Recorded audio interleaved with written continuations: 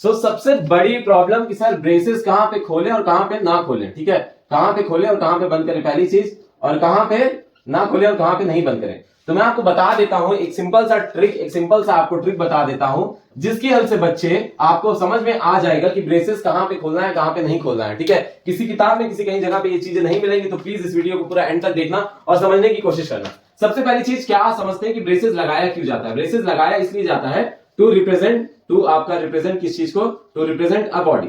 आपका ब्रेसेस लगाया जाता है किसी भी चीज की बॉडी को। जैसे आपके पास कोई घर में कोई डब्बा होता है, तो डब्बे के ऊपर ये ढक्कन क्यों लगाया जाता है, और ये इधर इधर की सारी चीजें क्यों होती हैं, टू रिप्रेजेंट कि भाई सब कुछ इसी के अंदर रहे, इसके बाहर न जाए। उसी तरीके से आपका रिप्रेजेंट करता है क्या, बॉडी। अब बॉडी कितने चीजों की बॉडी होती है, एक तो क्लास की बॉडी होती है, ठीक है, दूसरा आपका फंक्शंस की बॉडी होती है, और तीसरा आपका कंडीशनल स्टेटमेंट्स की बॉडी होती है। क्या होती है बच्चे, कंडीशनल स्टेटमेंट्स की बॉडी होती है, और चौथा आपका आइट्रेशन या फिर कह सकते हैं लूप्स की बॉडी होती है। चौथा क्या कह सकते हैं, लूप्स की बॉडी होती है, ठीक है। तो हमेशा जिंदगी में याद रखना, ब्रेसेस ओपन और क्लोज, ब्रेसेस ओपन और क्लोज किसके लिए होते हैं, केवल और केवल इन चार चीजों के लिए होते हैं। चार चीजें ऐसी होती हैं जिनकी बॉडी होती है, और इन्हीं चार चीजों के लिए हम लोग क्या करते हैं, ब्रेसेस ओपन करते हैं। एक ब्रेसेस एक्सेप्शन का केस है, वो आता है आपका एरे का, जब आपकी एरे की एंट्री हो रही होती है, जब आप सिंपल तरीके से ये आपका 4, 3, 2, 6 ऐसे करके जब एंट्री होती है, तो उस पर्टिकुलर केस में वहां पे भी एरे की क्या होती है, ये एरे की बॉडी को डिफाइन कर रही है। बच्चे क्या कर रहा है, एरे की बॉडी को डिफाइन कर रहा है। तो याद रखना कि आपका क्या यहाँ पे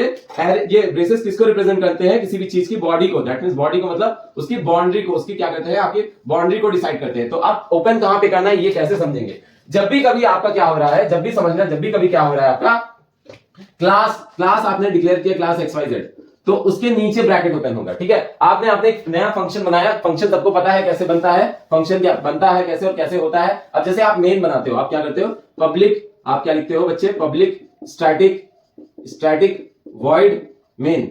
अब इस पर्टिकुलर केस में क्या हो गया, यहां पे ब्रैकेट ओपन हो गया। ये मेन जब भी कभी ऐसे करके लगता है तो ये क्या होता है, मेन लगता है, ठीक है। और सबसे इंपॉर्टेंट बात है, इसके बाद आपका तीसरा क्या हो गया, कंडीशनल स्टेटमेंट्स। इफ के साथ आपका ब्रैकेट्स लगते हैं, ठीक है।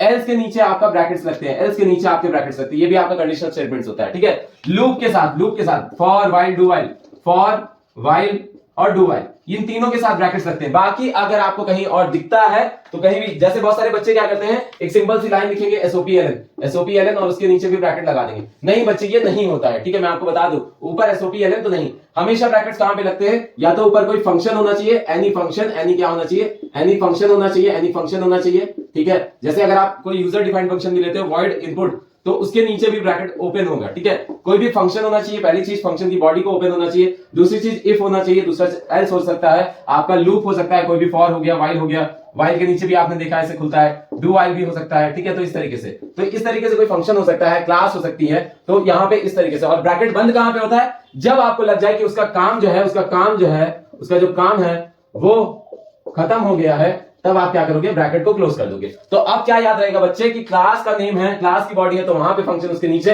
फंक्शन है, कोई भी फंक्शन है यहाँ पे इस तरीके से या फिर इस तरीके से, तो उसके नीचे आपका कंडीशनल स्टेटमेंट है, तो उसके नीचे आपका व्हाइल डू व्हाइल है, तो उसके नीचे। और एक सिंपल सी ट्रिक आपको मैं बता रहा हूं कि जब भी कभी ब्रेसेस ओपन हो रहा होता है, जब भी कभी बच्चे ब्रेसेस ओपन हो रहा होता है, जब भी कभी ब्रेसेस अगर ओपन हो रहा होता है, तो उसके ऊपर वाली लाइन में सेमीकोलन नहीं लगता है, उसके ऊपर वाली लाइन में क्लास के आगे सेमीकोलन नहीं लगता है, मेन के आगे सेमीकोलन नहीं लगता है, इफ के आगे सेमीकोलन नहीं लगता है, एल्स के आगे सेमीकोलन नहीं लगता है। क्योंकि क्यों नहीं लगता है, क्योंकि ये क्या होता है, टर्मिनेटर होता है। ये क्या होता है, टर्मिनेटर होता है, मतलब ये बॉडी के अंदर आने ही नहीं देगा। और अगर कई बार फॉर के अंदर क्या होता है, फॉर के अंदर क्या होता है बच्चे, फॉर के अंदर आपका लूप के अंदर यहां पे सेमीकोलन दे दिया जाता है, तो इसका मतलब क्या होता है कि अंदर की लाइन को रीड नहीं करेगा, यहीं पे घूमता रहेगा, ठीक है। अगर कभी भी यहां पे लास्ट में सेमीकोलन दिया हुआ है, अगर कभी भी लास्ट में सेमीकोलन दिया गया है, तो अंदर नहीं जाएगा। तो होपफुली ये अच्छे से क्लियर एकदम हो गया होगा कि इस चार जगह पे हमें क्या करना है, ब्रेसेस को ओपन करना है, क्लोज करना है। कोई भी कंफ्यूजन होगी, कोई भी डाउट होगी, आप मुझे इंस्टाग्राम पे मैसेज कर सकते हो @DUnique पे।